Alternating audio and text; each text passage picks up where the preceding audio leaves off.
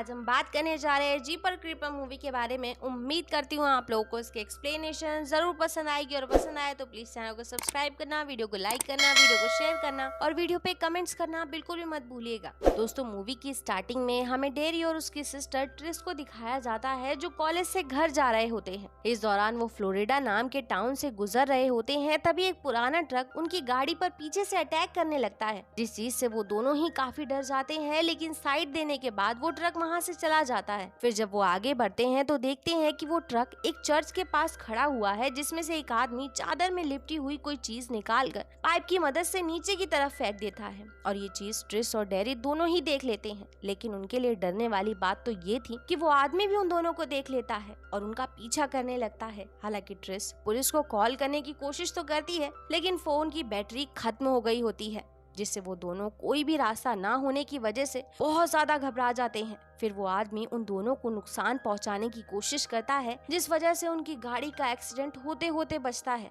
पर इतना सब होने के बावजूद डेरी घर जाने के बजाय ये चेक करना चाहता था कि उस आदमी ने क्या सच में एक इंसान की बॉडी को पाइप के अंदर डाला है, क्योंकि अगर ऐसा है तो डेरी को लग रहा था कि हमें उस इंसान की मदद करनी होगी। पहले तो ऐसा करने से ट्रिस साफ इनकार कर देती है, लेकिन डेरी के जिद करने पर मजबूरन वो वहाँ जाने के लिए तैयार हो जाती है। लेकिन जब वहाँ पहुंचकर वो दोनों पाइप को चेक करते हैं तो उन्हें पता चलता है कि वो बहुत ही ज्यादा गहरा है, इसलिए वहाँ से कुछ भी देख पाना नामुमकिन है। इसलिए डेरी और ट्रिस की मदद से उल्टा लटक कर टॉर्च से पाइप के अंदर झांकने की कोशिश करता है। तभी चूहों के अटैक करने की वजह से धोखे से डेरी नीचे गिर जाता है, जिस वजह से ट्रिस काफी डर जाती है। तो डेरी उसे बताता है कि मैं बिल्कुल ठीक हूँ। लेकिन जब डेरी आसपास देखता है तो उसे वो डेड बॉडी दिखाई देती है जो वो आदमी चादर में लपेट कर फेंक कर गया था। हालांकि डेरी को लगता है कि वो मरा हुआ है, लेकिन चादर में लिपटा हुआ आदमी अचानक से उसके पैर पकड़ लेता है, जिससे डेरी काफी घबरा जाता है और उसे खोलकर चेक करता है तो देखता है कि उस आदमी के पेट को बुरी तरह से फाड़ने के बाद उसमें टांके लगाए गए हैं। लेकिन इससे पहले कि वो आदमी अपनी इस कंडीशन के बारे में कुछ भी बता पाता, वो वहीं पर मारा जाता है। और क्योंकि डेरी इस चीज से काफी घबरा गया था, इसलिए वो ट्रिस को रोड पर जाकर हेल्प लाने के लिए कहता है और खुद बेसमेंट से बाहर निकलने का रास्ता ढूंढने का फैसला करता है। लेकिन जैसे ही वो बेसमेंट से आगे बढ़ता है, उसे दिखाई देता है कि बहुत सारे लोगों की डेड बॉडीज को पूरी छत में किसी चादर की तरह एक दूसरे के साथ सिल दिया गया है, जो कि बहुत ही ज्यादा भयानक था। और ये सारी चीजें डेरी को एक डरावने सपने से ज्यादा कुछ भी नहीं लग रही थी। फिर उसे वहाँ पर एक ऐसी लड़की का सर दिखाई देता है जो कि 23 साल पहले ही गायब हो गई थी, जिसके बाद उसका सिर्फ शरीर ही मिला था। इस दौरान उस लड़की के सर को किसी और की बॉडी के साथ सिल दिया गया था और ये सब कुछ समझना डेरी के लिए बहुत ही ज्यादा मुश्किल था। वहीं दूसरी तरफ जब ट्रिस गाड़ी में बैठी होती है, तभी अचानक से सहमा हुआ और सदमे में डेरी उसके पास पहुंच जाता है, इसलिए वो दोनों ही बिना अपना समय बर्बाद किए वहाँ से निकल जाते हैं। हालांकि ट्रिस उससे जानने की कोशिश करती है कि तुमने आखिर वहाँ ऐसा क्या देखा, तो वो सदमे में होने की वजह से किसी भी बात का कोई भी जवाब नहीं दे पाता। फिर वो दोनों एक गैस स्टेशन में मौजूद रेस्टोरेंट के पास पहुंचते हैं, तभी उन्हें वही पुराना ट्रक चर्च की तरफ जाता हुआ दिखाई देता है, जिससे वो दोनों बहुत ज्यादा घबरा जाते हैं और रेस्टोरेंट के अंदर पहुंचकर पुलिस को कॉल करने के लिए कहते हैं।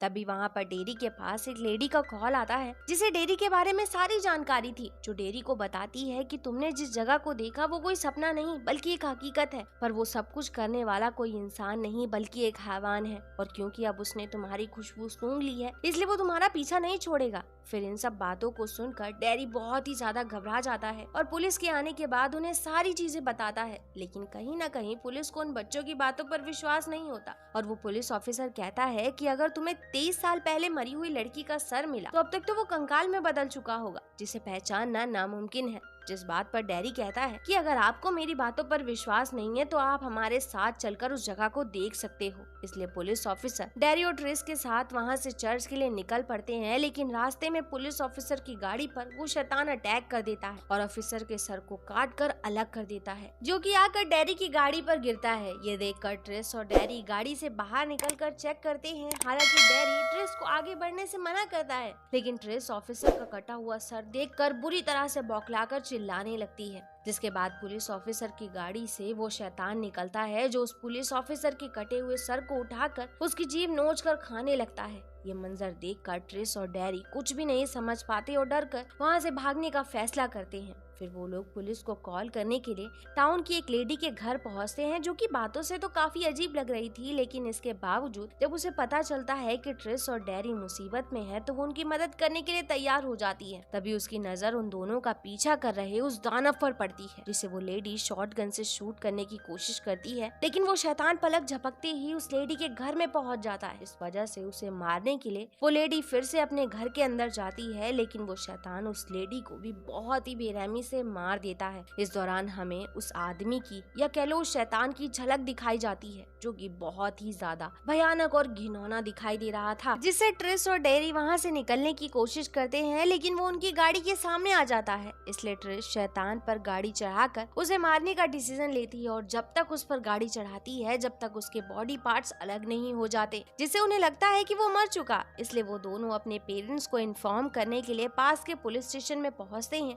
तभी वहां पर वो लेडी भी पहुंच जाती है जिसने डैरी को कॉल किया था, जिसका नाम जेज होता है, जो बताती है कि मैं अपने सपने में भविष्य को देख सकती हूँ। हालांकि पुलिस ऑफिसर उसे बच्चों से दूर रहने के लिए कहता है, पर इसके बावजूद जेज उन लोगों को बताती है कि वो शैतान 23 सालों में 23 दिनों के लिए पैदा होता है और उन 23 दिनों में इंसानों को खाकर अपनी बॉडी को पूरा करता है। इस दौरान उसे जिस इंसान का बॉडी पार्ट अच्छा लगता है वो उसे मारकर उसकी बॉडी पार्ट को खा जाता है, जिससे उसके खुद के बॉडी पार्ट्स कंप्लीट होते हैं और उसे तुम दोनों में से किसी का बॉडी पार्ट पसंद आ गया है, इसलिए वो तुम्हारे पीछे पड़ा हुआ है। तो तुम्हें बिना वक्त गवाए यहाँ से निकल जाना चाहिए, क्योंकि ये सिर्फ तुम्हारा एक वहम है कि तुमने उसे मार दिया है, जबकि उसे कोई भी नहीं मार सकता। तभी लाइट जाने की वजह से पुलिस ऑफिसर वहाँ पर कैद सभी कैदियों को एक एक करके चेक करने लगता है। उसी समय वो ऑफिसर देखता है कि उस शैतान ने एक कैदी पर अटैक कर दिया है और उसे बुरी तरह से नोच नोच कर खा रहा है, जिससे वो ऑफिसर काफी घबरा जाता है और उस शैतान को गन से शूट करके मारने की कोशिश करता है। गोलियों की आवाज सुनकर जैस डेरी और ट्रिस को लेकर वहाँ से निकलने की कोशिश करती है। दूसरी तरफ पुलिस ऑफिसर एक साथ मिलकर उस शैतान का सामना करने का फैसला करते हैं, लेकिन वो शैतान एक एक करके उन लोगों को मारने लगता है। इधर जेस देखती है कि बाहर जाने का रास्ता बंद है, इसलिए वो डेरी और ट्रिस को दूसरे फ्लोर पर जाने के लिए कहती है और खुद वहीं पर रुक जाती है। तभी वो शैतान उसके पास पहुंच जाता है और उसे सूंघने लगता है, जिससे उस शैतान को एहसास हो जाता है कि वो जिसे ढूंढ रहा है वो जेस नहीं है, इसलिए वो बिना उसे कोई नुकसान पहुंचाए वहां से चला जाता है। फिर हम ऊपर के फ्लोर पर छुपे हुए ट्रिस और डेरी को देखते हैं, जिनके पास वो शैतान पहुंचकर उन दोनों को सूंघकर समझने की कोशिश कर रहा होता है, जिससे उसे पता चलता है कि उसे जिसकी तलाश या कह लो जरूरत है वो कोई और नहीं बल्कि डेरी है, जिस वजह से वो ट्रिस को दूर फेंक देता है और डेरी को वहाँ से ले जाने वाला होता है। तभी वहाँ पर पुलिस ऑफिसर पहुँच जाते हैं, लेकिन उसका ऐसा भयानक रूप देखकर वो लोग कुछ भी नहीं समझ पाते। हालांकि इस दौरान ट्रिश शैतान से कहती है कि तुम मेरे भाई की जगह मुझे ले जाओ, क्योंकि हम दोनों एक ही तरह के हैं, लेकिन वो शैतान उसकी बिना कोई बात सुने डेरी को अपने साथ उड़ा कर ले जाता है। इस दौरान ट्रिस भागते हुए बाहर जाती है, लेकिन पलक झपकते ही वो शैतान वहाँ से गायब हो गया था। फिर हमें उस शैतान की झलक दिखाई जाती है जिसने डेरी की दोनों आंखों को बेरहमी से निकाल लिया है, जिससे हमें पता चलता है कि उसे डेरी की आंखें पसंद आ गई थी। इस दौरान वो शैतान ये भी कहता है कि मैं फिर से वापस जरूर आऊंगा।